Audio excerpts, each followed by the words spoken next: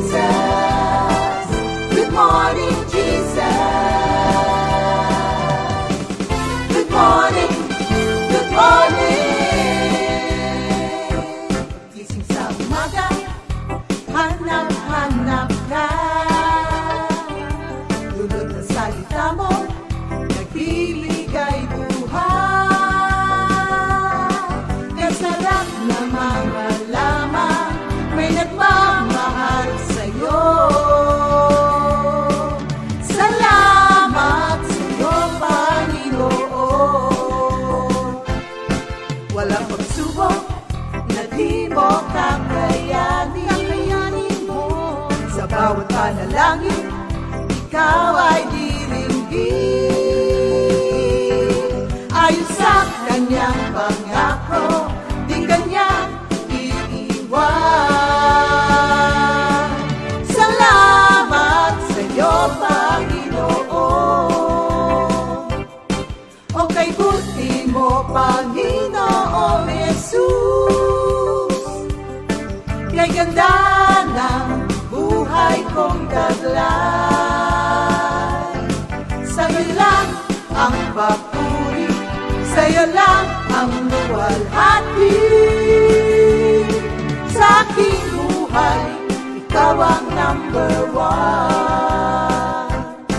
O kay buti mo, Panginoong Jesus. Kay ganda ng buhay kong taglay. Sa'yo lang ang papuri, sa'yo lang ang luwalhati. Sa aking buhay, ikaw ang number one. Sa aking buhay, ikaw ang number one. Sa aking buhay, ikaw ang number one. Gising sa umaga, hanap-hanap ka. Dulot ng salita mo, nagbibigay buhay. Kasarap na mga lamang, may nagmamahal sa'yo. Salamat sa'yo, Panginoon. Walang pagsubok na di mo kakayanin mo. Sa bawat panalangin, ikaw ay diringgin. Ayon sa kanyang pangako, di kanyang iiwan. Salamat sa'yo, Panginoon. O kay buti mo, Panginoong Jesus. Kay ganda ng buhay kong taglay. Sa'yo lang ang papuri, sa'yo lang ang luwalhati. Sa aking buhay, ikaw ang number one. O kay buti mo, Panginoong Jesus. Kay ganda ng buhay kong taglay. Sa'yo lang ang papuri.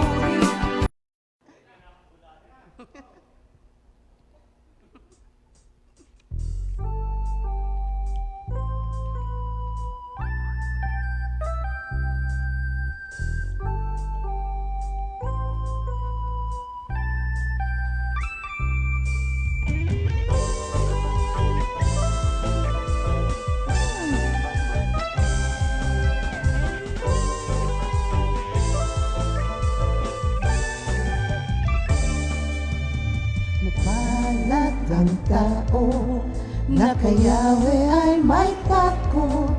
Ang maalab na adhikay sumunod sa kanyang utos. Hindi siya magkukulang sa anumang kailangan. Ang buhay maunlad at masaya.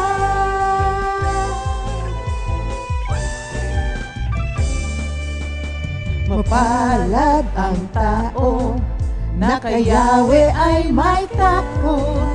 Ang maalab na adhikay sumunod sa kanyang utos. Pagpapala ay dadaloy sa buong pamilya. Ang buhay maunlad at masaya. Kaya purihin siya, pasalamatan siya, at huwag mong lilimutin ang kanyang kabutihan. Kaya purihin siya, pasalamatan siya, at huwag mong lilimutin ang kanyang kabutihan.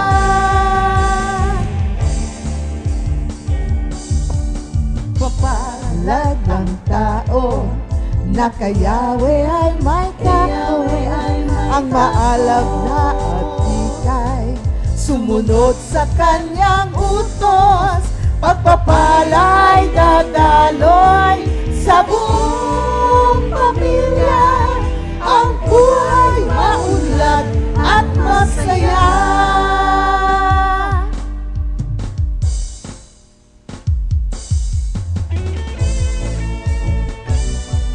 Masaya, masaya, masaya.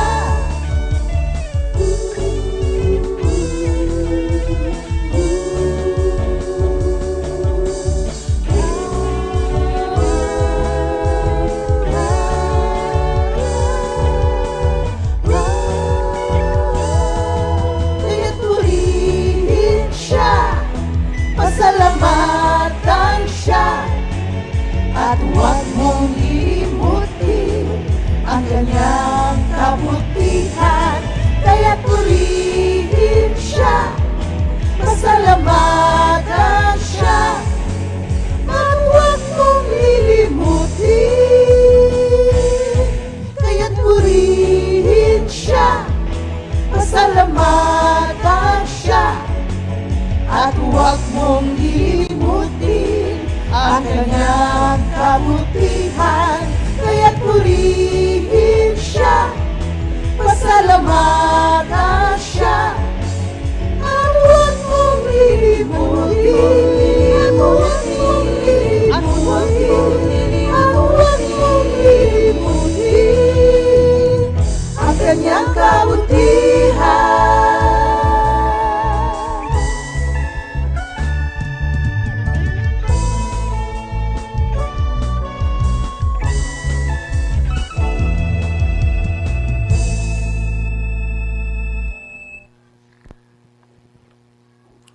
Good morning, Jesus! It's Tuesday morning na, as you can see, sa aming background, ay umuulan-ulan po, mga kapatid. Kaya masaya kami at malamig ang panahon.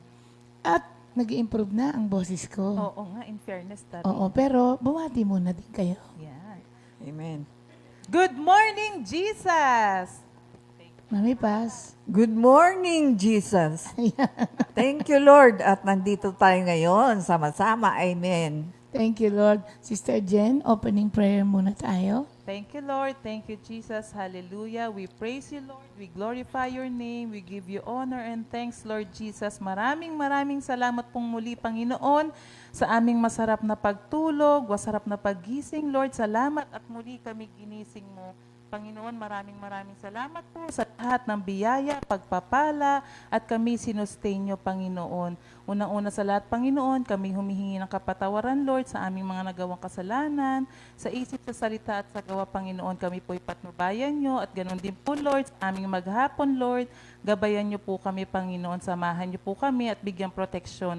Ganon din po sa umagang ito, sa magsasalita, Panginoon, double portion of your anointing, at ang mga makikinig po, Panginoon, ay mapagpapala, Panginoon, ng inyong salita. At tulungan po kami ng inyong Espiritu Santo na ito'y maisapamuhay. Maraming salamat po sa pangalan ni Jesus. Amen. Yan, mga kapatid. Ngayong araw na ito po, sandali, nalunok ko yung Biglang- strepsils ko. Malaki-laki yan. Oo nga. Pumunta. Sa umagang ito po, mga kapatid, conclusion na tayo nung virtues, yung mga virtues na pinag-uusapan po natin sa 2 Peter 1, verses 5 to 7. At ito pong last na to, ito po yung pinaka-summit, pinaka-top ng lahat ng mga virtues. Kung kahapon, yun yung pwede nating gawin na magiging Christ-like tayo. Ito naman ngayon ay ang parang pinaka-top, pinaka-summit sa lahat ng mga virtues. At ito po ay ibibigay ngayon ng ating kapatid na si Mami Paz. Mami Paz. Amen. Thank you, Lord. Ito nga po ang panghuli nating virtues na pag-aaralan ay love o pag-ibig. Sa John 3:16, di ba? For God so loved the world that He gave His only begotten Son, that whosoever believes in Him shall not perish, but have life eternal. Praise God. Napakahalaga po ang tayo'y mabuhay sa pag-ibig. Maraming tao nahihirapan dito, kasama na po ako. Kasi madalas nakikita natin mali ng ating kapwa, kaya nandun ang inis, ang galit, at hindi kayang mabago. Dito rin sa 1 John 4:7. Dear friends, let us love one another, for love comes from God. Everyone who loves has been born of God and knows God. Mami Paz, may kanta yan. Ano? Interrupt ka namin, ha? Tama-tama eh. Beloved, Let us love one another. for love is of God, and everyone who loves is born of God, and knoweth God. He that loveth not, knoweth God, for God is love. So beloved, let us love One another. John 4, 7, and 8. Yun. Ewan ko kung may naintindihan sila. Naririnig ko nga yan, pero hindi ako marunong Kasi Old masyado. English know it. No. Yan. Ah. Kaya, King James. Oh, yan, Mami Pa. Praise Sorry. God. Na-interrupt ka. It's okay. Nako, ang ganda nga ng umaawit tayo eh. Kasi paborito ng Diyos na ang mga anak niya ay laging umaawit sa Kanya.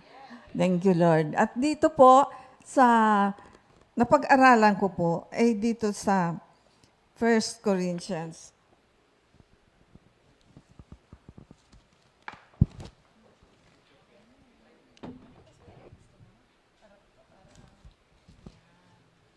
Sa 1 Corinthians 13,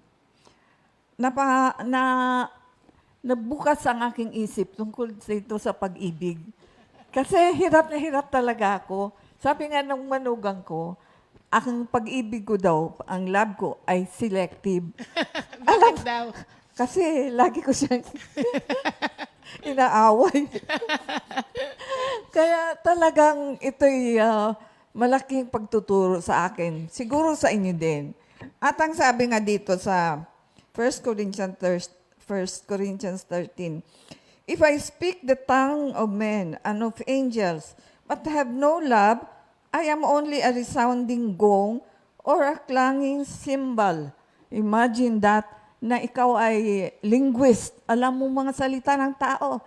Kayang-kaya mo mag-Spanish, kaya mo mag-French, kaya mo magsalita ng German, lahat ng salita. You are a linguist. And you even speak the language of angels. Pero wala kang pag-ibig. Napakalungkot naman, ano? Kaya ang sabi nga dito, you are like a resounding gong or a clanging cymbal. Ito palang gong at cymbal is a music instrument na in the hands of a musician or someone who knows about music, this will produce magandang awitin. Produce magagandang music. Pero sa isang tao na walang alam, katulad ko, wala akong alam dyan, sa mga gitara, sa mga kung ano-ano, pag akong gumamit yan, ingay lang ang ibibigay, mag-iingay lang ako. So, it's not good. Dahil yun ang iparirinig natin sa Panginoon.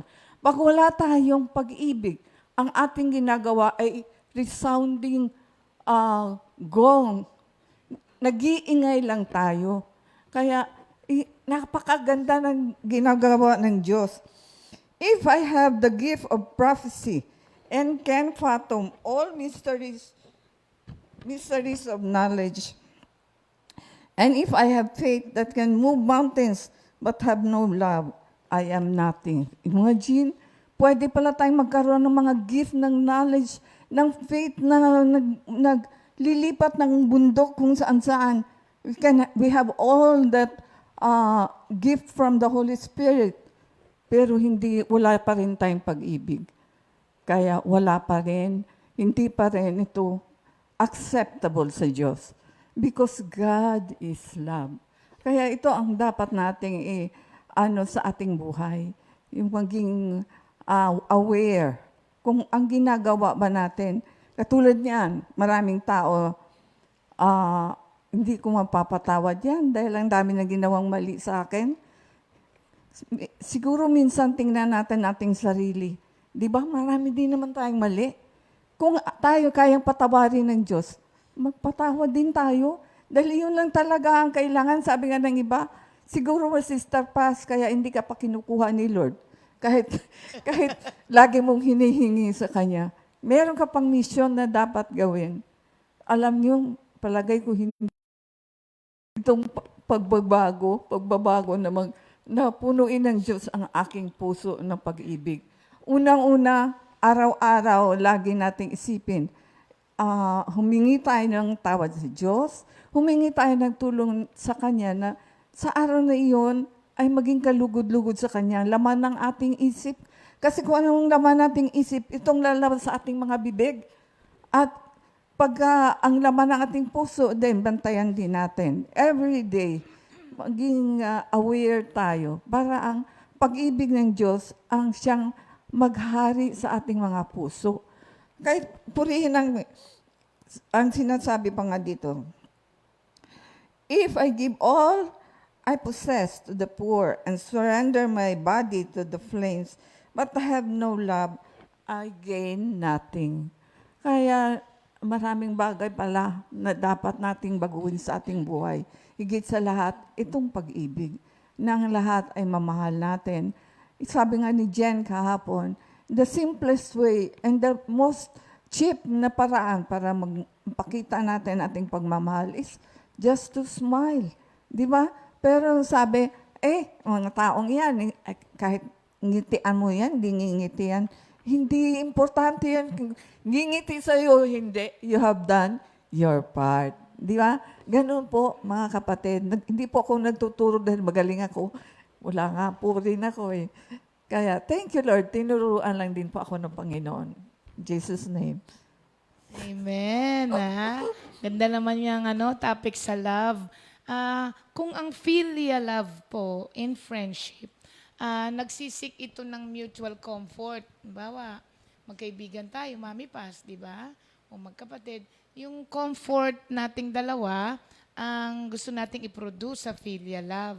Sa eros love naman, yung parang yung mutual satisfaction ng sa mag-asawa, hindi ba? Pero kakaiba tong agape love na to, Mami Paz, kasi yung tinatopic mo, ito yung pinaka-highest form ng love. Kakaiba tong agape love kasi ito ay nagsisik ng kabutihan nung pinagbibigyan.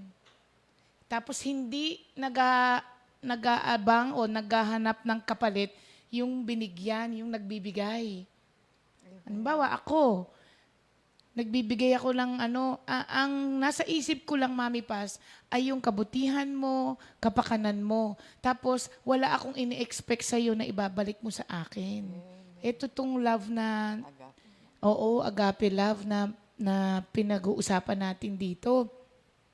Kaya siya highest form of love.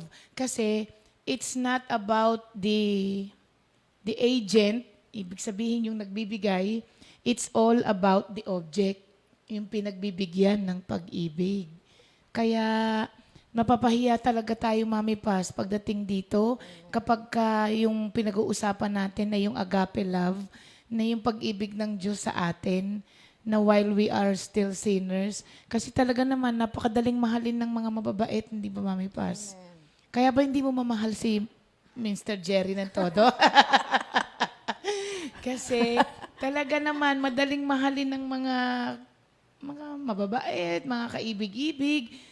Pero pagdating, at itong love na to, ay inclusive siya ng lahat ng tao, Mami Paz. Hindi lamang ito minamahal niya yung mga sumusunod, yung mga mababait. Itong agape love na to, pag sinabing inclusive, believers and non-believers, mahal ng Diyos. Tapos, sinasabi dito, maski kaaway mo. So, kaya highest form of love siya eh. Hindi lamang siya yung pag-ibig na, dun sa mga friends kayo, ganun. Kasama dito ang enemies. Hindi ko enemy si Jerry. Hindi niya enemy si Jerry, love nga niya yun eh. Ganun talaga yun. Subukan nyo kayo kasama ni Mr. Jerry sa bahay. So, sa sinabi ni Mami Paz, pwede nating sabihin na yung agape love na to is a deliberate desire for the highest good of the one loved, which shows itself in sacrificial action for that person's good. Yung bang kahit na, alam mo Mami Paz, itong pag-ibig na to dun sa definition na yon, partly nakikita ko yun sa asawa ko. Minsan, kahit na yung discomfort na sa kanya, basta sa ikabubuti ko, tinitiis niya. Halimbawa, hindi ako makatulog. Sasabihin nun, halika na. Kasi madali ako makatulog pagka nakaano ako sa dibdib niya eh. Tapos alam mo, kung 30 minutes akong natutulog, 30 minutes siyang hindi gumagalaw. Tapos pagka nalingap akong ganon, tapos manhid na pala yung ano niya, yung kamay, yung dito niyang part, pero hindi siya gumagalaw. Sabi ko, sana ginising mo, magigising daw ako pag gumalaw siya. Praise God. May gusto kasi. Nakakaingit, ano? So, yun po, siya, sacrificial, action for the other person's good. Sa John 3:16, that is what God did for us. Amen. Tapos, 1 John 3:16, that is what He wants us to do. Tapos, sa Romans 5:5, that is what He is prepared to achieve in us. Amen. Kaya yan. Thank you, Lord. So, mga kapatid, nabuo na po yung ating 2 Peter 1:5-7. Alam niyo, itong mga virtues na ito, kung tutuusin, pagka tinignan mo ito, Mami Paz, di ba parang, ay, baksak ako dito. Dito pumapasa-pasa ako, di ba? Pagka pinag-aaralan natin, at least nare-remind tayo, parang kagaya nyo ngayon. Sabi nyo, kayo yung unang natuto habang nag-aaral kayo. Ganun po tayo kinakausap ni Lord. Kaya kailangan, lagi tayong nakikinig. Kahit sino po ang nagsasalita dito, hindi po pwedeng hindi po kayo kausapin ng Diyos. Kasi ang lahat ng mga salita na binibigay sa atin dito ay salita ng Diyos. At dyan po niya tayo kinakausap. Kung sakaling halimbawa, sabihin mo, ay hindi para sa akin yung topic ninyo, hindi po para sa inyo. Pero may ibang tao nakakausapin din ang Diyos na nakikinig din naman. Kaya po ganun yung nangyayari sa atin dito. So, tandaan po natin, lahat nung pinag-aralan po natin, re-remind ko lang po kayo, hindi po ito karagdagan sa ating salvation. Ha, mga kapatid, wag po nating ilito yung God's sovereignty sa man's responsibility. Ang salvation po natin ay buo na. Wala na po tayong pwedeng idagdag doon, mga kapatid. Ang kaya natin po pinag-aaralan itong mga to, once we have come to faith po kasi, we are to diligently strive after godly character. Kasi alam niyo po, ang maturity natin, ang spiritual maturity natin, Mami Paz, pag hindi natin diligently ginagawa kung ano, kasi nag-provide na ng means sa atin ng Diyos on how to live a godly life. Kasi niligtas niya na tayo. Wala na po tayong pwedeng idagdag doon. Tsaka wala tayong pag-uusapan doon dahil ang Diyos lang ang gumawa para sa atin noon. Pero we have the responsibility. Pinrovide niya tayo ng means to live a godly life. What are you doing with that means na pinrovide niya? Ang spiritual maturity po kasi doesn't come overnight. It takes time. Pero kung wala ka namang ginagawa, hindi, sabi kasi nung iba, you will stagnate. Hindi lang po tayo magiging stagnant. Re-remind ko lang po kayo mga kapatid, kapag hindi po natin diligently ginawa itong mga sinasabi sa atin sa Biblia, hindi lang po tayo mag-stagnate. Ibig sabihin ng stagnant kasi hindi gumagalaw. Mali po yun. Gagalaw din tayo, pabalik. Oo. Hindi lang, sabi ng iba, permis lang ako. No. If you are not doing anything para doon sa spiritual maturity mo, you will not only stagnate, babalik ka pa urong, mga kapatid. Hanggang makita mo na lang ang sarili mo, ginagawa mo na yung mga dating ginagawa mo nung wala ka kay Lord, nag-e-enjoy ka na doon sa mga bagay na ginagawa mo rin noong wala ka kay Lord. Tapos, mas nag-e-enjoy ka na ngayon sa company of unbelievers kaysa sa company of believers. Kaya, we have the responsibility to diligently do all the things na sinabi sa atin dito. At ito nga po yun.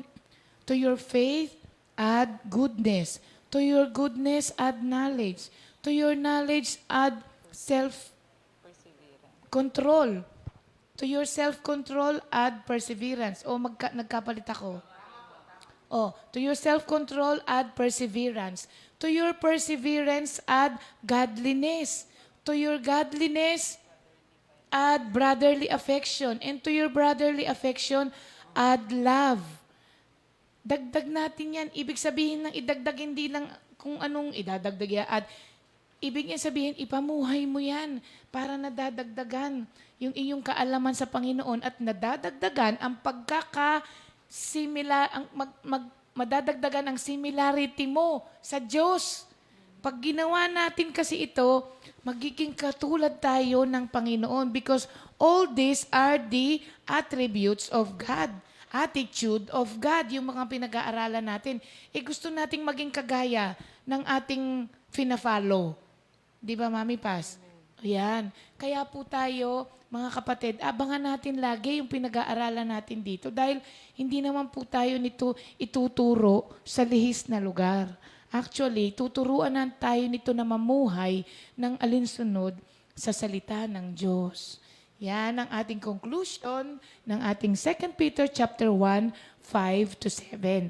At sa Thursday, Friday, and Saturday, meron tayong another series po. Abangan ninyo yan. At 3 lang naman ito hanggang Sabado. Kaya, Mami Paz, thank you Lord sa magandang sharing ng tungkol sa love. O, Jen, magtrabaho ka na, Jen. Ayan, thank you, Lord. Para sa ating verse of the week. Thank you, Lord.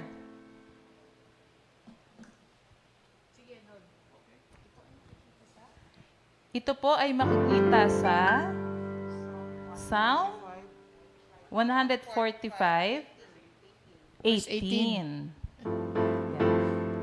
The Lord. To those who call upon The Lord is near to those who call upon His name.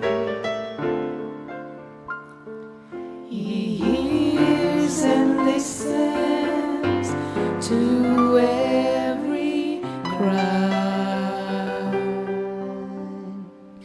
The Lord reaches down from heaven and leaves everyone who calls upon the name of the Lord. Ayan. Yan Thank din ay you. ating Hit back. back. Ayan.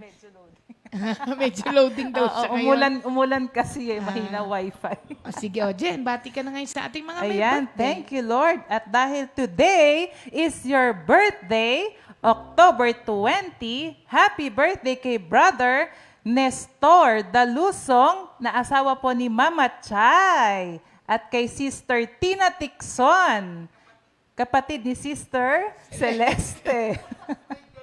At kay Brother Daniel Villapando, na apo ni Sister Vilma Villapando. Ganon din kay Sister Rowena De Leon, na anak ni Sister Menchi.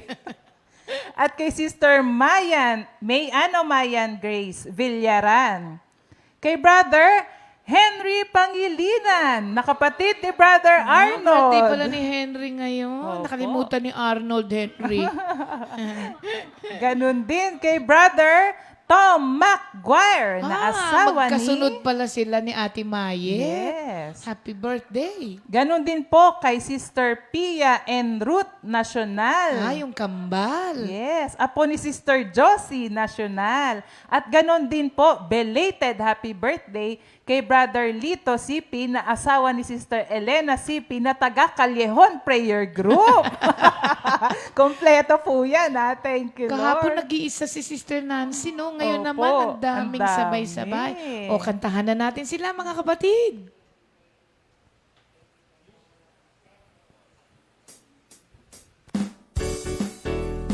Happy, happy birthday. Happy birthday. Happy, happy birthday. Happy birthday. Happy birthday.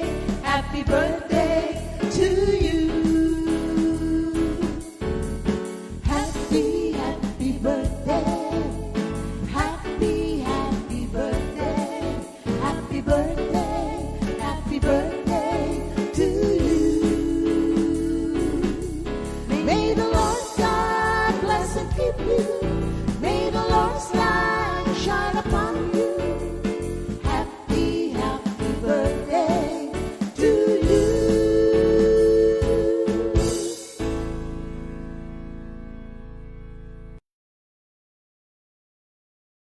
Birthday po sa inyong lahat, mga kapatid. Happy birthday. Ayan. At thank you again kay Sister Sophie. Tama-tama po ang aming pamerienda kahapon. Malamig ang Yes. panahon. Ang sarap ng ginatang bilo-bilo. Yes, ang Yan. sarap nga kahapon. Sister Sophie, happy birthday. Happy birthday. Ayan. Bago po tayo dumako sa ating songs. Songs. Oo. Sa ating songs for the month dahil Christok Tuesday ngayon mga bata. Announcement lang po.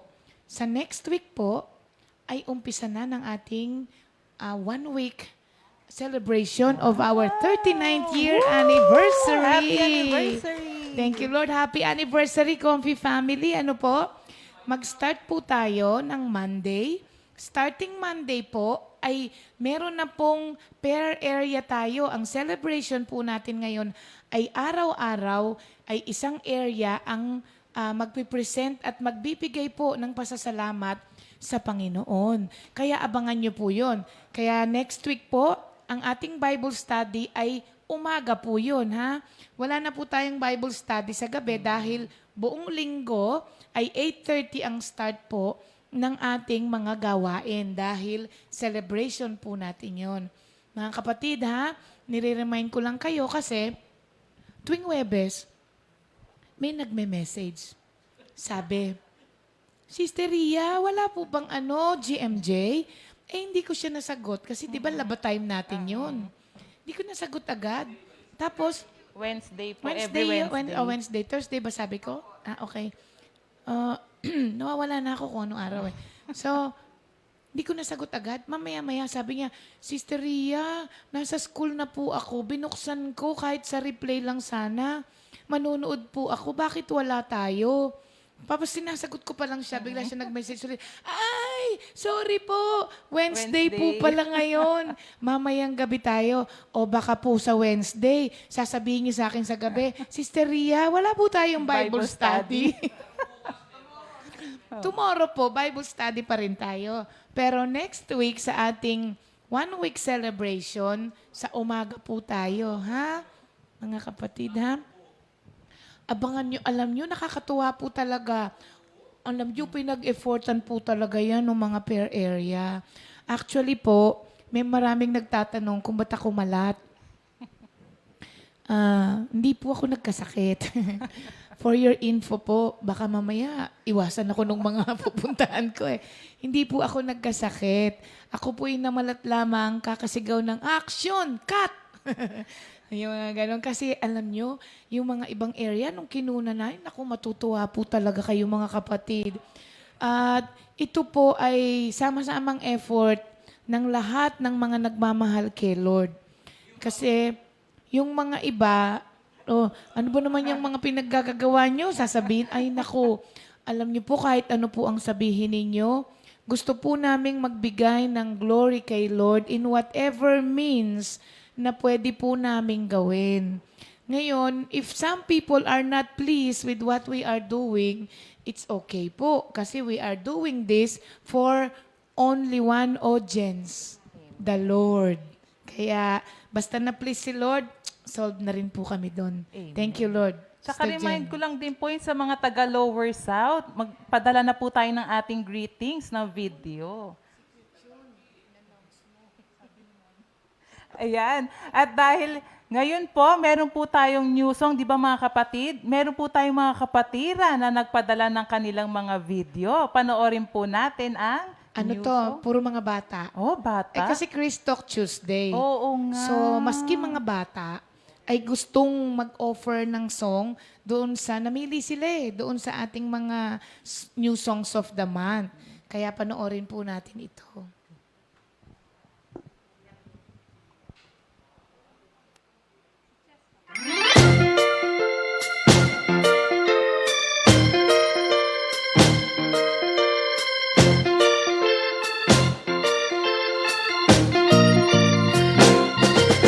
Ako ang Panginoon, pagkat ako'y dinidinig niya ako sa dalangin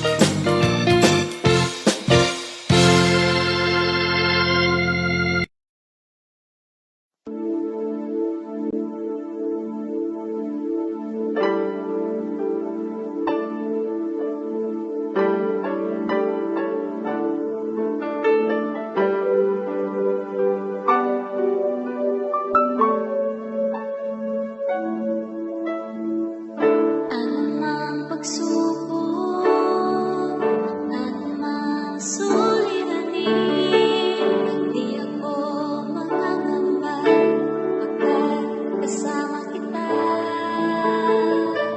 Anumang pagsubok, anumang suliranin, di ako matatakot pagkat nariyan ka sa piling ko. Yahweh, Yahweh ang iyong pangalan. Yahweh, ikaw ang aking kalakasan. O Yahweh, tunay kang maaasahan. O salamat sa pag-ibig mo. Anumang pagsubok, anumang suliranin, di ako mangangamba pagkat kasama kita. Anumang pagsubok, anumang suliranin, di ako matatakot pagkat nariyan ka sa piling ko. Yahweh, Yahweh ang iyong pangalan. Yahweh, ikaw ay aking kalakasan. Yahweh, tunay kang maaasahan. O salamat sa pag-ibig mo. Yahweh, Yahweh ang iyong pangalan. Yahweh, ikaw ang aking kalakasan. Yahweh, tunay kang maaasahan. O salamat sa pag-ibig mo. O salamat sa pag-ibig mo. O salamat sa pag-ibig mo.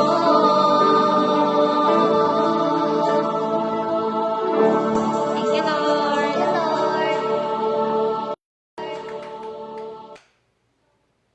Thank you, Lord.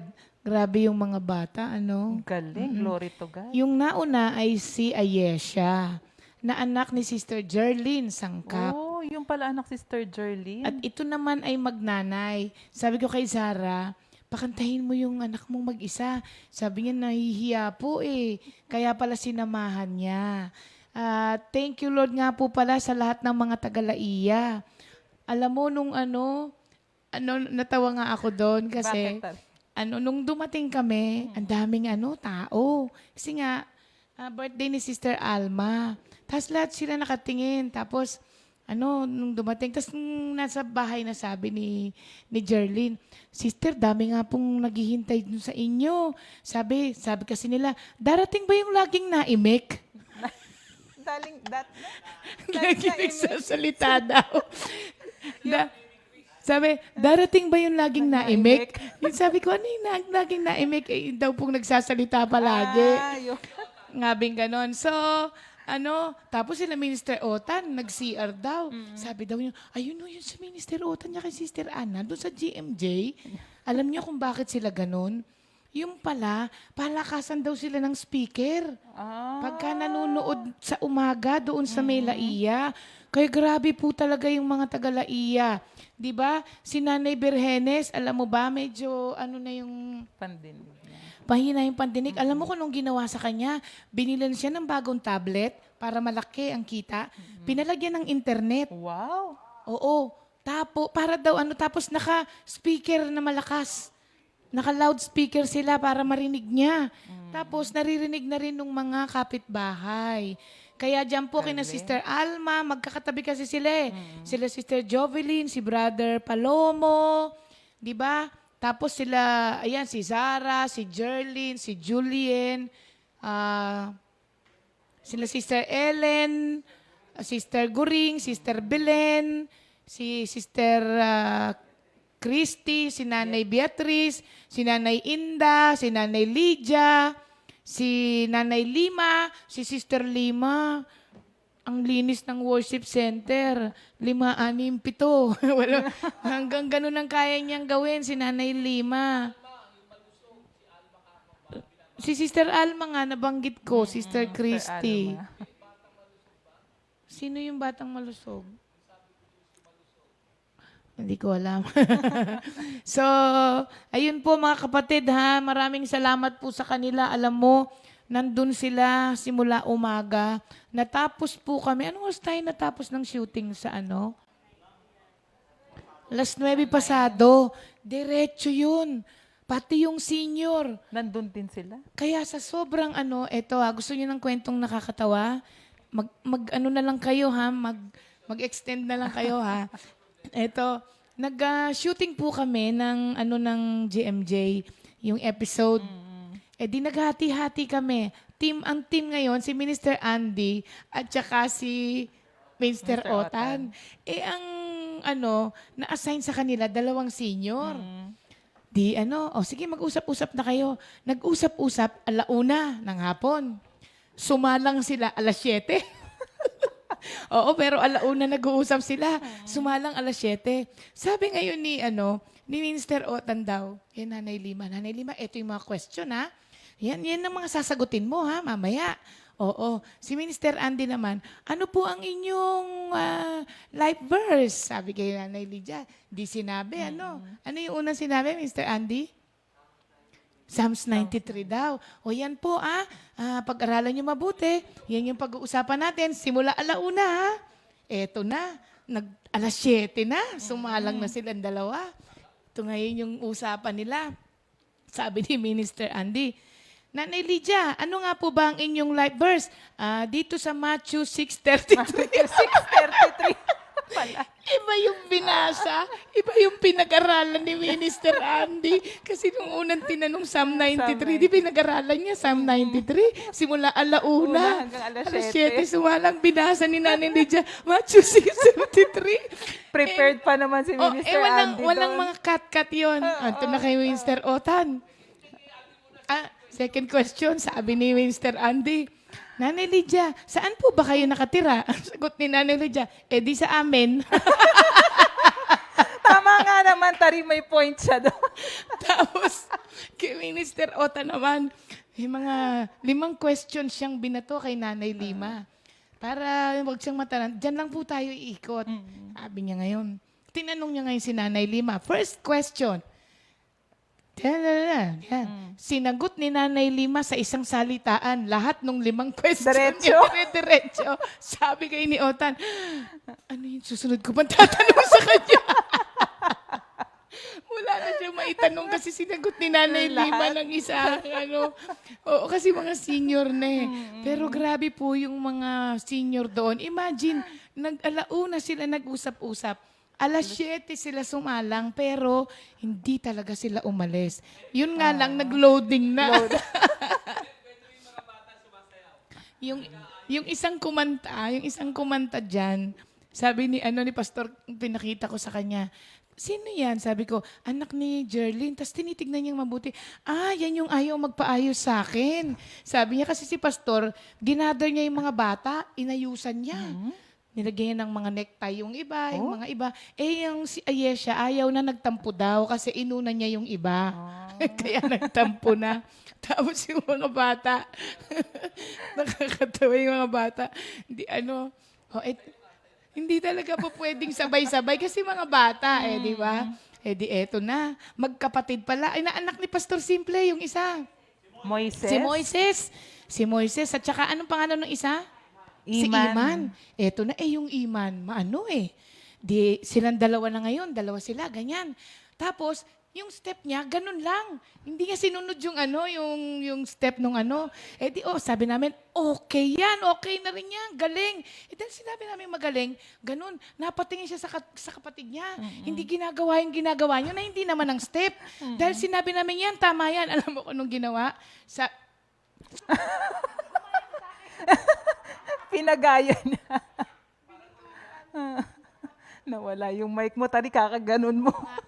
Binatukan yung kapatid. Sabi niya, sumunod ka sa akin. Sabi niya gano'n. Tari. Tapos, di sumasayaw na, take na kami. Oh, thank you, Lord. Siyempre, ang hirap kunan ng mga bata eh. Tapos, habang sumasayaw siya ganyan, nagusot yung green screen. Alam nyo, habang nagte-take kami, tumigil siya, tas inayos niya yung green screen. Sabi ko, kanino bang anak to? Siguro pinaglilinis niyo sa bahay to, kaya imis ng imis. Sabi namin ganon. Kaya po, alam nyo, paano ka namang hindi mamamalat? Bukod sa kakaganon, tawa kami. Tawa ng tawa. Oo, kaya tama na, Beb.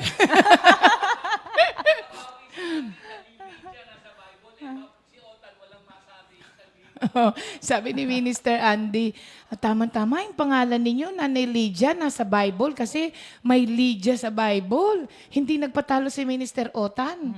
Sabi niya, Nanay Lima, nasa Bible din ang inyong pangalan, sa Book of Numbers. Numbers, 5.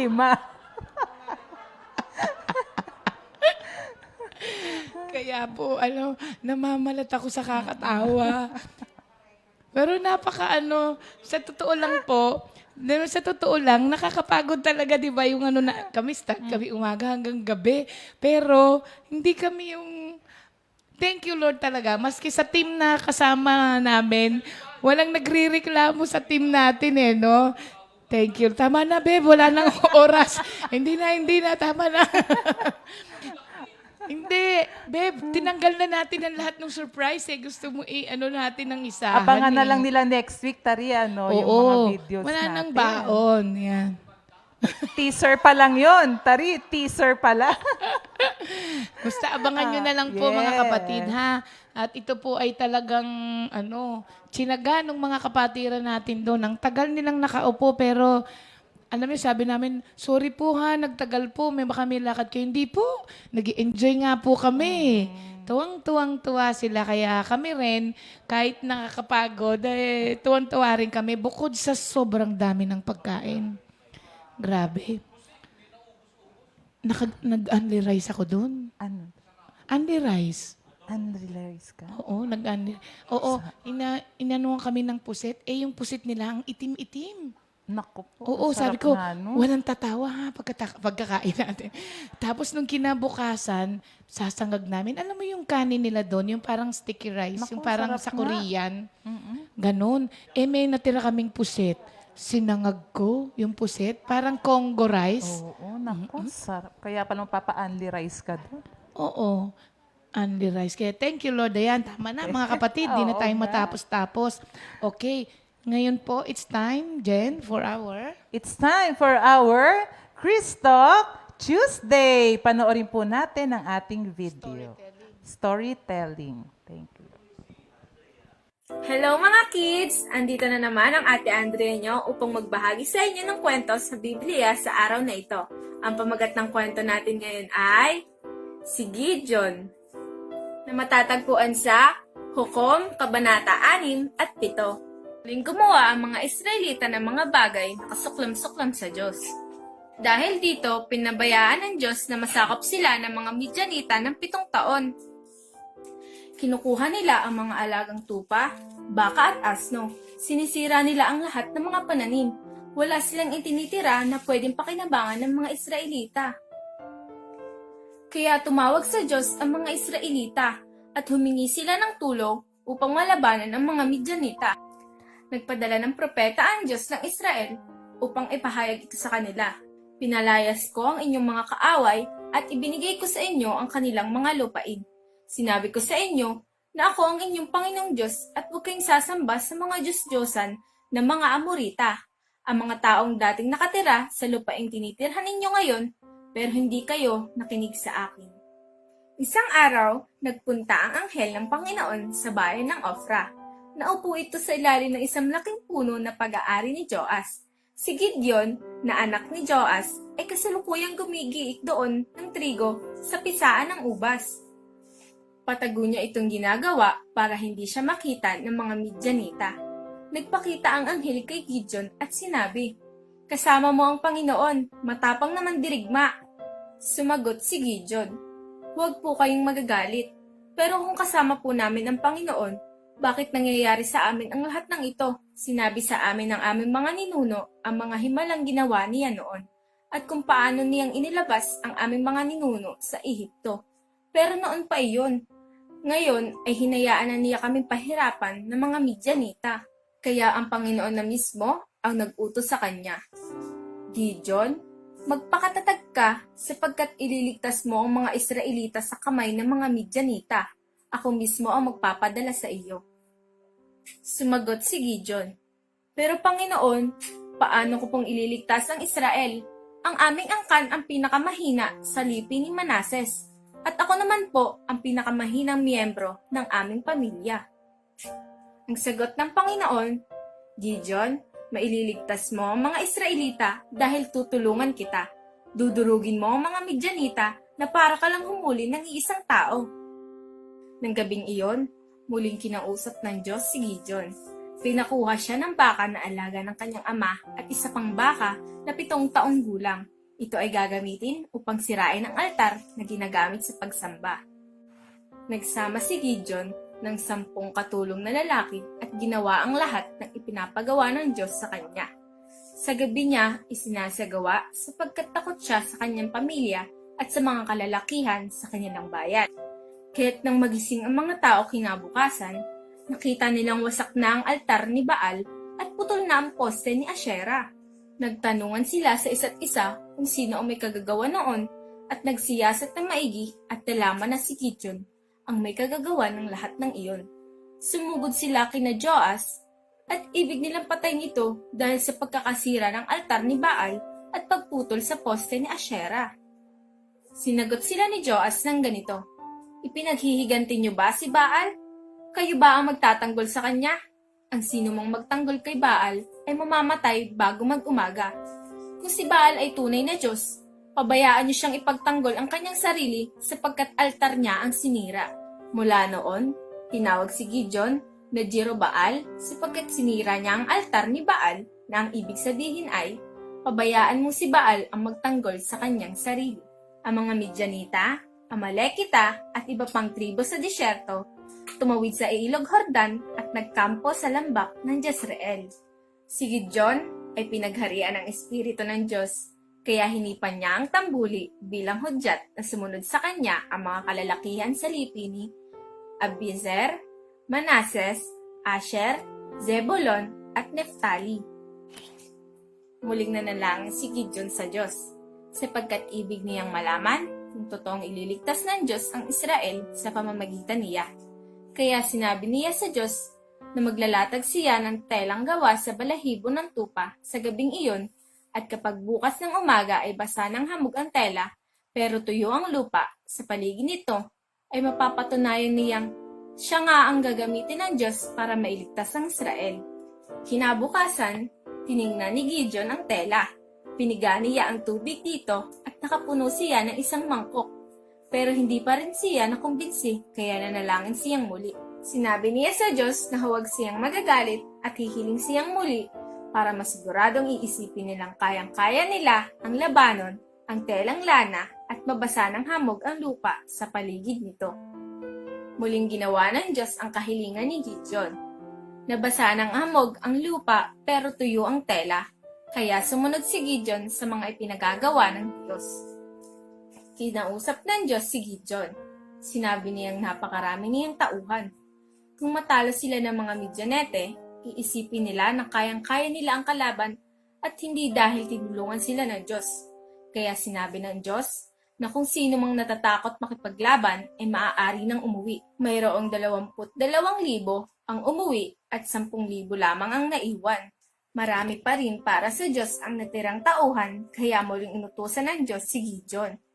Pinapunta sila sa may batis upang doon sabihin kung sino lang ang isasama sa gyera.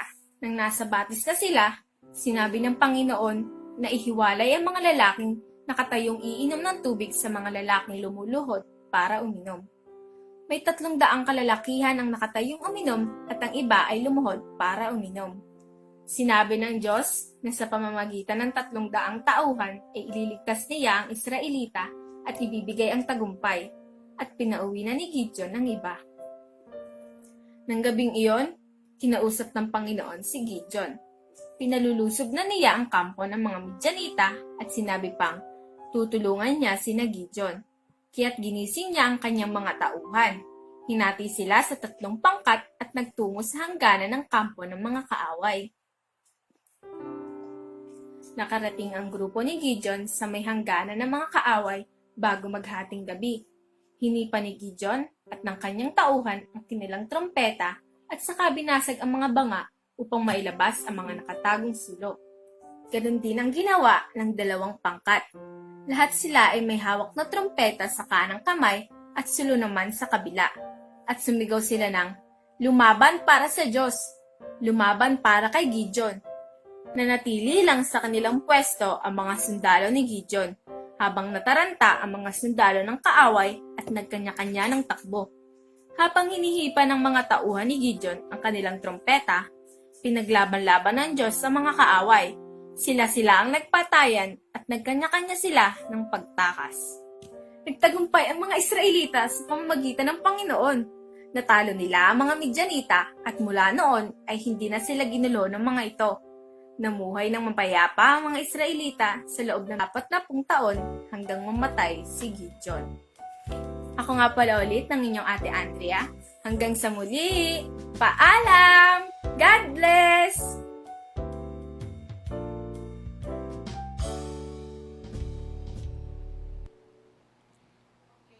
Okay. Good Thank you. morning, Jesus. Good morning, Jesus. Thank God. Martes na naman po, araw ng pag-aaral. At kamusta na po kayo lahat dyan, mga kapatid, lalo po sa Illinois. Regards sa lahat ng family dyan po, kamusta na kayo? At dito rin po naman sa Kamaynilaan, kamusta po kayo? Ngayon sa ating pag-aaral ngayon ay tungkol kay Gideon. Maraming bagay tayo matutunan tungkol sa kanya. Kukunin ko muna po yung unang bahagi at yung pangalawang bahagi kay Minister Boy. Sa akin pong tatalakayin ay kikilalanin natin sino ba si Gideon. Di po ba napakahalaga na ang bawat mga pinili ng Panginoon para mamuno sa nasyon ng Israel ay makilala natin sila. Ngayon, si Gideon po kasi, ang pangalan niya ay Mighty Warrior. Isa siyang farmer, isa po siyang magsasaka. Ngayon, merong mga bagay ako bibigyan po ng pansin at diin tungkol kay Gideon. Unang-una, si Gideon po ay meron tinatawag na limited vision, but he was committed to it. So bakit limited vision? Kung babasahin po niyo ang Judges, simula sa chapter 6, 7, 8, pinakita po doon ng tinawag ng Panginoon si Gideon, siya'y kasalukuyang nagtatrabaho sa lupa. Siya isang farmer. Pero bagamat ganun ang kanyang kakayanan, ay siya'y committed doon. Wala mong bilanggit kasi doon na pangarap ni Gideon na maging hari o maging dirigma. Wala pong binanggit doon Pero committed siya doon. Sa kahit na maliit na masabi natin kakayanan na pinagkaloob ng Diyos sa kanya, pero naroon ang kanyang isip at puso. Katulad po natin, gaano po ba tayo ka-committed doon sa ating commission at vision? Hayaan niyong i-repress ko po kayo. Ang ating commission ay tayo ay mga Christian community committed to impart the final end of man, that is knowing, serving, and loving God. Yun ang aming commitment at naway yan din po inyong maging commitment. Na walang personal interest, walang mga hidden agenda, kundi purely sharing the Word of God. yung vision na pinagkaloob ng Panginoon sa atin. Take the teachings that you heard me proclaim in the presence of many witnesses and entrust them to reliable people who will be able to teach others also. Yan po, committed tayo dyan. Kayo po na ating mga kapatiran na nanonood ngayon, gaano po kayo ka-committed dyan? Yan ba'y talagang binibigyan natin ng halaga na i-impart ang Word of God to reliable person na magiging layunin din nila ay maibahagi ang salita ng Diyos. Kagaya sabi ko nga po, naway wag mahaluan ng personal interest. Dahil hindi po tayo tinawag dyan, kundi tinawag maghayag ng salita ng Diyos. Pangalawa, si Gideon has his weak moments and failure, but he was still God's servant. Isa sa mga maling pagkaunawa ng marami na kapag ikaw ay isang namumuno, ay wala ka ng kahinaan o wala kang mga failures. Pero ang totoo po, meron din kami mga kahinaan at meron din kami mga pagkakamali sa buhay. At salamat na lamang, nariyan ng Panginoon, nasa gitna ng mga kahinaan at pagkakamaling yan, kami kanyang tinutulungan na makatayo at may pagpatuloy ang gawain na pinagkatiwala sa amin. Si Henry Ford, siya yung kumbaga founder ng Ford car. Nagbigay siya ng definition tungkol sa success at failure. Sa kanya, ang success ay an invitation to be more faithful. Bakit ka an invitation to be more faithful? Kasi kapag ikaw ay nagiging matagumpay na, merong posibilidad na mag-relax ka na eh. Dahil sa maaari matagal ka na sa Panginoon, kayang-kaya ko na yan, hindi ko na kailangan magbasa, hindi ko na kailangan magmemorya, hindi ko na kailangan mattend pa ng mga fellowship or prayer meeting. Tandaan po natin, huwag nating ibababa ang ating defense. Ano ba ang defense natin? Of course, Word of God, andyan ang prayer, reading the scriptures, fellowship, yan ang ating defense. Huwag natin ibababa yan. Alam natin ang ating kaaway, 1 Peter 5:8, looking someone to devour. Ibig sabihin talagang handa siyang naghihintay ng pagkakataon para magkamali tayo. So para mapanatili ang tagumpay, huwag natin ibababa ang ating depensa. At sa kanya, ang failure ay an opportunity to begin more intelligently. Bakit kaya opportunity to begin more intelligently? Kasi nagkamali ka na. Naway, sa pagkakamali pong yon, ay huwag ka nang muling madapa sa iyong dinapaan. Marami kasing tao na hindi na nakaahon sa pagkakamali. The same mistakes. Maaring magkamali sa ibang bagay. Pero kung paulit-ulit na pagkakamali, ay sayang naman. Kaya sabi ni Henry Ford, na opportunity to begin more intelligently. Talagang pag-iisipan muna mabuti para maiwasan ang pagkakamali. Ngayon, ano pa po ba ating makukuha? Si Gideon, nang tinawag siya ng Panginoon, dun sa chapter 6, may mga objection siya eh. At tingnan po ninyo, ito the same word na nai-encounter ng isang manggagawa kapag siya'y nagsisimula na maglingkod sa Panginoon. Ito po yung mga nai-encounter. Una, ang feeling ni Gideon, yung responsibility niya for his family welfare. Para bang papano ako ang breadwinner ng family. Hindi ko pwedeng iwanan para maglingkod sa Panginoon. Paano yung mga pangangailangan. Kadalasan yan po nagiging rason na marami na kapag tinawag na ng Panginoon, ito po yung kailang binabanggit. Pero ang katotohanan, never na ang Panginoon na tatawagin kanya para pahirapan ang iyong pamilya. Kundi yun ay one way to bless your family. Kaya lang, very limited po ang ating kaisipan para maunawaan ang pamamaraan ng Panginoon. Pangalawa, his doubts about the call itself. Parang alanganin siya sa pagkakatawag ng Panginoon. The same problema na hinaharap din ng mga bagong lingkod ng Panginoon na tinawag nga ba ako ng Panginoon? Ay, hindi ako tinawag dyan. Ito lang talaga yung, dito lang ako tinawag ng Panginoon. Hindi po. Hindi pwedeng nagkamali ang Diyos na dinala ka sa gawaing ito nang hindi kanya tinawag. Lahat tayo tinawag ng Panginoon, binigyan lamang ng pagkakataon na mag-function sa church ng mga different skills, abilities, depende sa gusto niya. Pangatlo na kanyang objection, his feelings of inadequacy for the job.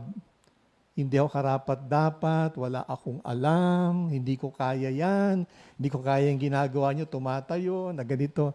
Lahat naman po kami nagsimula dyan. Hindi rin po namin alam ang aming gagawin. Pero nung sinabi namin, yes, Lord, nung katagan sa Isaiah 6, nung sinabi ni Isaiah, yes, Lord, send me, doon na kumilos ang Panginoon. Binigyan ng iba't ibang talents, ability. Parang ngayon po nangyari sa amin. Na-stir up lahat ang gifts. Na pag tinignan po ninyo, andito pala lahat ang gifts. Andito lahat. Ang kailangan lamang maging, kumbaga, open ang bawat isa na kapag kayo tinawag ng Panginoon, i-equip ka niya.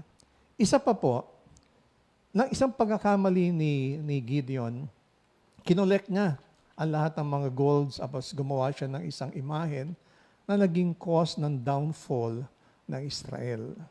So ito po yung kanyang mga failure. Kita niyo po ba, nagkamali rin dito si Gideon? At hindi lamang po yon na nagkaroon siya ng isang anak sa isang concubine at ang naging anak po ay si Abimelech. So mayroon siyang mga failures din may mga pagkakamali. Pero salamat, meron tayong Diyos sa makapangyarihan na handa magpatawad. Ngayon ito po yung naobserbahan ko kung nababasa niya po ang 1st, 2nd Kings tungkol sa mga buhay ng mga hari o mga pinili ng Panginoon. Nagiging puzzle din po sa akin ito na bakit karamihan ng mga hinirang at pinili ng Panginoon, they started right, but they end up wrong. Bakit kaya? Karamihan, tingnan po ninyo, they started right, but they end up wrong. So ito yung isang warning sa atin. Na doon sa 1 Corinthians chapter 10, sabi doon, ito isang halimbawa para sa atin na huwag nating tularan ang pagkakamali ng ating mga ninuno. Stay close to God, stay on the ways of the Lord, lagi nating i-recognize yung kanyang sovereignty na wala tayong magagawa kung wala siya. Lahat ng ating mga activities, successes, it is because of Christ. Amen. Naway sa pamagitan po ito, nakilala natin kung sino si Gideon. Ngayon, bigay ko na po kay Minister Boy para ipagpatuloy niya ang ikalawang bahagi ng pagtuturo. Minister Boy. Gandang umaga uli, mga kapatid. Nakabuti ni Lord na nagagamit tayong patuloy. Yung aklat yung istorya ni Gideon, hinihikayat ko kayo na basahin ninyo. 3 chapter lang naman yan. Judges chapter 6, 7, and 8. Yan ay mahalaga, lalo na kapag ikaw ay miyembro ng Comfy family. Kasi yan nakabatay yung ating covenant membership. Kaya tayo merong covenant member. Noong araw, natatandaan ko, ang hangad din kami, maging 300 yung ating covenant member. Salamat na lamang ngayon ay mahigit na yatang 400. Pero yan ang pinagbatayan. Kaya napakahalaga niya at mahalaga na tayo mismo ang bumabasa. Kami ni Brother Rapi andito. Ang pinapahayag namin, sarili naming karanasan. Kung pinakinggan nyo si Sister Andrea kanina, lahat ng istorya ni Gideon nandun na. Kakausapin kang personal ng Diyos kapag ito'y binasa mo ng sarili. Sabi nga ng isang tagapagturo, kapag hindi ka natuto sa itinuturo ng nakaraan, magpapaulit-ulit ka lang sa kanilang kamalian at kasalanan. Kaya napakaganda na hindi mo lamang pinakikinggan, kundi basa, para ka naghahalungkat palagian, para kang minero na naghahanap lagi ng yaman. At kapag ka nakatagpo ka ng bagong tuklas, tuwan-tuwa ka. Ganon ang Biblia, mga kapatid. Kaya salamat sa Diyos, andito na naman tayo, pinag-aaralan natin ang aklat ang istorya ni Gideon. Kung mapupunan ninyo, binanggit na rin naman ni Brother Rapi, ni Pastor Rapi, ang simula ng chapter 6, sabi, tumalikod na naman ang bayang Israel laban kay Yahweh. Na naman. Madalas nyo bang marinig yan? Ano na naman yan? Ano na naman? Iba ang patuloy at paulit-ulit na kasalanan na para bang nananadya ka na lang. Tayo, sa atin, bilang tayo yung mga Kristiyano, nagkakasala tayo pero hindi nagpapatuloy. Merong kinamumuhian na kasalanan si Lord. Yung tinatawag na willful, continuous, deliberate, nagigituloy, intentional. Para ka na lang nananadya, alam mo namang masama, patuloy mo pa rin ginagawa. Kaya imbis na ikaw ay ngayon na hindi ka magtataka kung bakit supposed to be nasa promised land ka na, pero ba't ganyan ang buhay? Biro mo, mga bayan ng Diyos, pero tago-tago sa mga kuweba, mga bundok. Sila yung para bang alipin ka sa bayang kinalalagyan mo na pangako sa iyo ng Diyos. Hindi mo maranasan yung tunay na buhay. Alam mo kung bakit? Yung prinsipyo ng sowing and reaping, hanggang ngayon applicable yan. Hindi lamang nung una, maging hanggang ngayon. Kung anong iyong itinatanim, aanihin at aanihin mo ang mga consequence niyan. Mabuti na lamang napakatyaga, napakamapagpasensya ng ating Diyos na tuwing sila'y magbabalik loob, tanggap. Pero tatanda mo, tayo ngayon na mga nasa New Testament, medyo mahirap-hirap yan. Sa Hebrews 6:4-6, ang sabi ron, sapagkat papaano pang mapagsisisi at mapanumbalik ang mga tumalikod. Sila ay dati nang naliwanagan, tumanggap ng banal na Espiritu, kasama sa mga nakalasap ng mga biyaya ng langit, alam na nila ang kabutihan ng salita, naranasan nila ang kapangyarihan ng Diyos. Kung sila ay tumalikod, hindi na sila mapagsisisi, hindi lamang imposible, kundi hindi lamang mahirap, kundi imposible. Imposible na silang magsisi at mapanumbalik. Sapagkat ibinibilad nilang muli sa kahihiyan at ipinapako sa krus ang anak ng Diyos. Tayo yun, mga kapatid. Kaya napakahalaga na mapag-aralan natin ang mga nakaraang kasaysayan. So, nung dumaing ang mga Israelita sa Diyos, sila ay pinadala ng propeta. At ang sabi ng Diyos sa pamamagitan ng propeta, kayo ay iniligtas ko. Inalis ko sa Ehipto. Pinalaya sa lahat ng pagkaalipin, sa lahat ng inyong mga kaaway. Pinalaya sa lahat ng pagkaalipin. Kasama ang bilin na huwag kayong sasamba. Huwag kayong sasamba sa Diyos ng mga Amoreyo.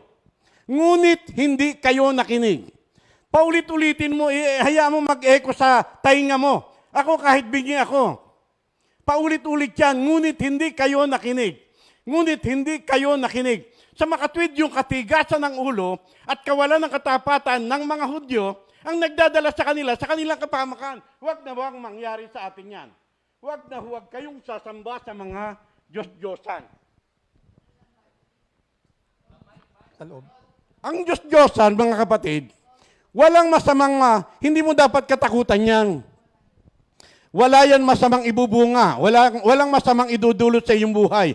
At wala ring maidudulot na kabutihan. Ibig sabihin, walang kabuluhan. Bunga lamang, ang Diyos-Diyos, ang bunga lamang ng mga imahinasyon ng tao. Gawa lang ng kamay ng tao. Kahit bihisan mo yan ang pagkagaganda-ganda, bato pa rin at kahoy ang nasa loob niyan. Walang kabuluhan yan. Magtataka ka kung bakit kasama rin tayong lahat na narito, na nabihag ng ganyang maling pananampalataya. So, Sa loob, Brother Boy. Pasok mo sa loob. Sa loob. mabait si Lord na merong nagpapahayag sa atin ng mga ganitong katotohanan. Nung araw, Lagi ko naririnig sa mga tagapagturo na yung na nanahan ng dyablo sa mga madilim, marurumi, at mababahong lugar. Alam nyo, matapos akong magbulay-bulay at binasa ko yung 1 Corinthians 10, yung 1 Corinthians 10, sanay na sanay tayong pag-aralan mula verse 1 hanggang verse 13 na walang pagsubok na dinanas ng mga tao na hindi dinanas ng marami pang iba. Bagkos sa mga panahon ng pagsubok, ang Diyos ang nagbibigay sa atin ng kalakasan upang makapanagtagumpay. Pero kailanman, matagal, kahit na hanggang ngayon, hindi pa ako nakarinig ng aral mula ro sa verse 14 hanggang sa mga sumunod. So, hinihikayat ko kayo mga kapatid na basahin ninyo ang 1 Corinthians 10, 14 at mga sumusunod.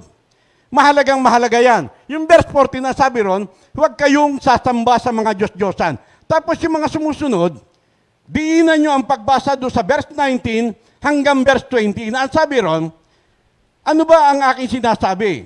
Sabi ni San Pablo, sinasabi ko ba na may kabuluhan ang mga Diyos-Diyosan, pati ang mga pagkaing niyahain sa kanilang altar? Hindi. Ang ibig ko sabihin, ang mga pagano ay naghahain, naghahandog sa mga demonyo. At ayaw ko na kayo ay maging kaisa ng mga demonyo. Mabigat pakinggan, pero yun talaga sinasabi ng 1 Corinthians 10, 19 and 20. Kaya ko nabanggit yung marurumi at mababahong lugar, ang demonyo, alam na yun, matatakot ka ron. Pero ang hindi natin alam, doon sa pinakakalinis-linis natin lugar ng mga altar, andon, kapag ikaw ay nag-aalay ng anumang hain, doon sa mga Diyos-Diyos ang nandon, sumasamba ka sa dyablo. Sumasama ang demonyo ron, at sa gayon nagiging kang devil worshiper. Mga kapatid, intindihin nyo to, kung ayaw mo nyo maniwala sa akin, ang mahalaga ako'y nakalaya dyan. Hanggat pinangangatwiranan mo ang kalagayan mo, hindi ka makakalaya dyan. Ang Diyos ay Espiritu. Merong paraan na maganda at napakamabisa ng pagsamba sa Diyos at yan ay hanap ng Ama. Ang pagsamba sa Kanya, sa Espiritu at katotohanan. Merong nagtanong sa akin minsan, paano ba, brother, ang pagsamba sa Espiritu at katotohanan? Unang-una, tayo'y dati mga patay sa Espiritu. Ngunit tayo'y muling binuhay ng Diyos kay Kristo sa Espiritu. Kaya tayo ay nagkaroon muli ng ugnayan sa Diyos. Diyos ang may gawa niyan sa Espiritu.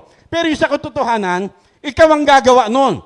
Tuwing lalapit ka kay Lord, marapatin mo ang iyong sarili sa Kanyang kabanalan. Espiritu at katotohanan. Amen? Sapat sa akin ang Colossus 1:27. Ano ang Colossus 1:27? Ito ang hiwaga na nalihim ng mahabang panahon. Ano ang hiwaga?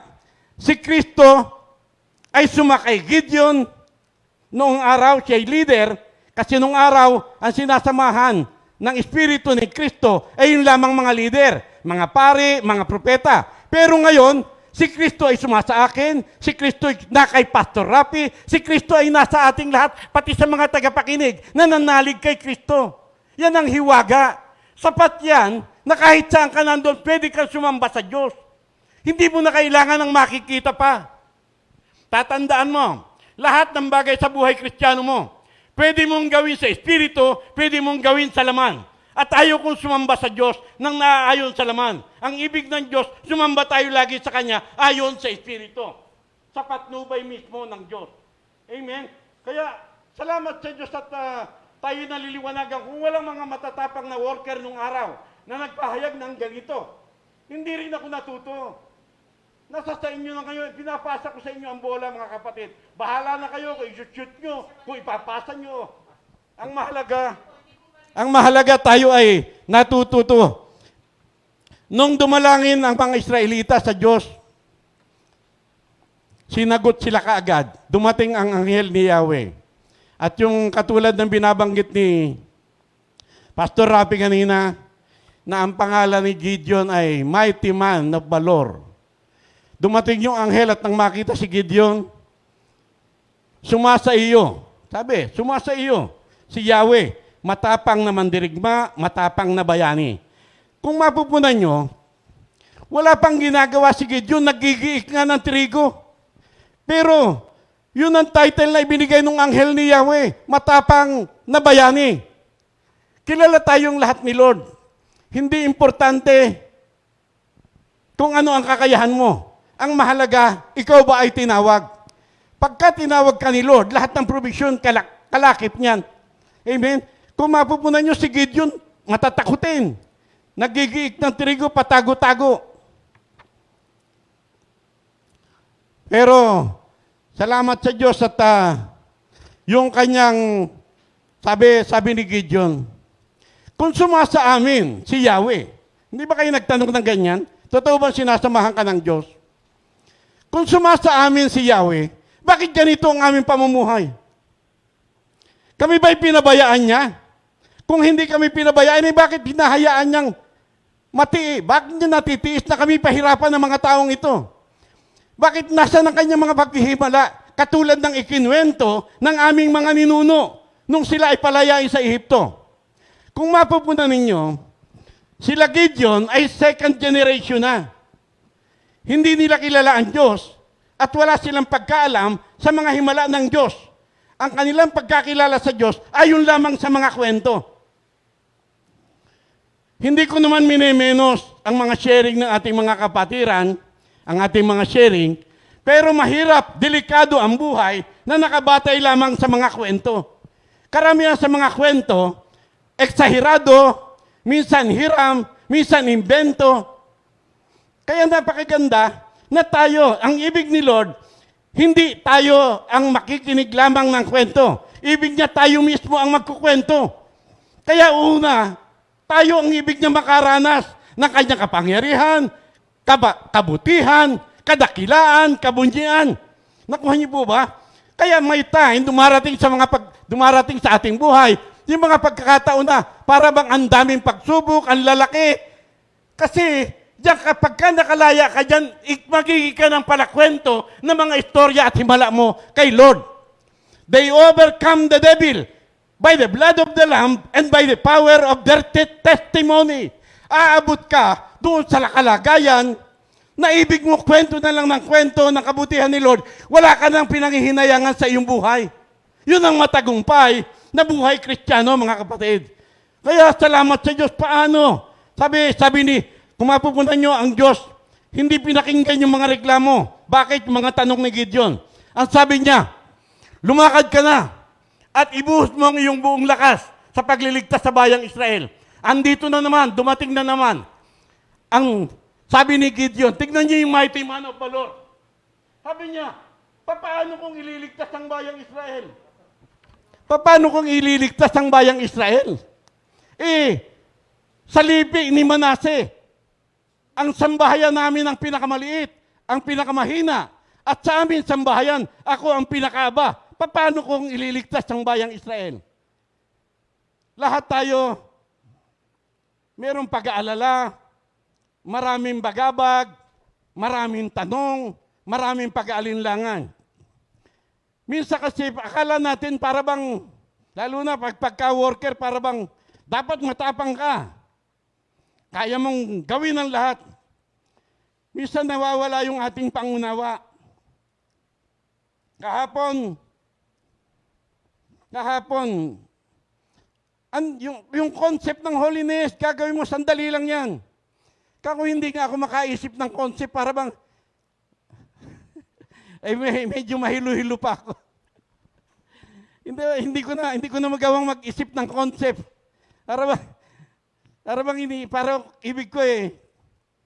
Parang ibig ko meron tutulong sa akin, kaya lang, bahala na. Sabi ko, bahala na lang. Pero, yun talaga mga kapatid, kung ikaw man nakakaalam at para bang tingin mo sa sarili mo, mahusay na mahusay ka. Ako kasi, galing ako rin sa tinatawag na Alam niyo ba yung inferiority complex syndrome? Dito lang ako sa charismatic nagkaroon ng konting lakas ng loob na patuloy na pinalalakas ni Lord. Pero dati, hindi mo ako mapaharap kahit na ang buhay ko, kaya punong-puno ng monumento ni Lord ang buhay ko. Kasi kahit na ako'y iba't iba ang mga pinagtrabahuhan ko, humaharap ako sa malalaking tao, naging barangay captain pa ako, pero hindi ako yun. Hiyang-hiya ako palagian. Ang Diyos talaga. Alam mo sa buhay ni Gideon, para bang yung mga sinasabi ng anghel, parang pangarap, para bang maganda lang pakinggan, parang nagde-daydreaming ka lang. Alam niyo ba yung daydreaming? Alam niyo ba na masama ang daydreaming? Hindi. Merong nakarinig sa akin yun, sabi niya, daydreaming lang, masama pa. Aral ni Mami yan, mga kapatid. Alam niyo kung bakit? Sa daydreaming, pwede mong ilagay ang sarili mo na ikaw si Superman, o kaya kung babae ka, ikaw si Wonder Woman. Lahat, ikaw yung pinakamataas, ikaw yung pinakabida. Kaya nasabi ni Mami na masama ang daydreaming. Kasi tayo inaatasan ni Lord na magkaroon tayo ng isipang katulad ni Kristo. Huwag mong pahalagahan ng iyong sarili ng higit sa pagpapahalaga ng iba. Ng pagpapahalaga mo sa iba.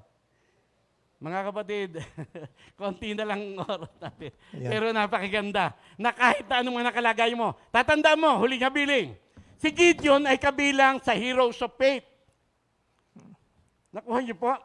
Na sa kabila ng kanyang maraming kakulangan, kapintasan, pero andito, willing and available kay Lord at nagamit ng gusto. Si Jeremiah, sabi niya nung tinawag sa ni Lord, bata po ako, hindi ako marunong magsalita. Pero 2 aklat ang naisulat ni Jeremiah. Si Moises, sabi niya, utal po ako, hindi ako marunong magsalita. Pero 5 aklat ang naisulat ni Moises. Mga mighty man of valor. Thank you, Lord, in Jesus' name. Amen. Amen. So bago po kami magsara, balikan ko lang po yung paano nag-end yung buhay ni Gideon.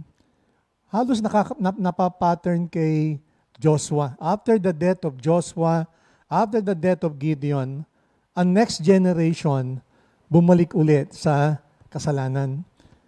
Napakahalaga na tayong lahat po, ay makakawala sa tinatawag na cycle of sin. Cycle lang, umiikot.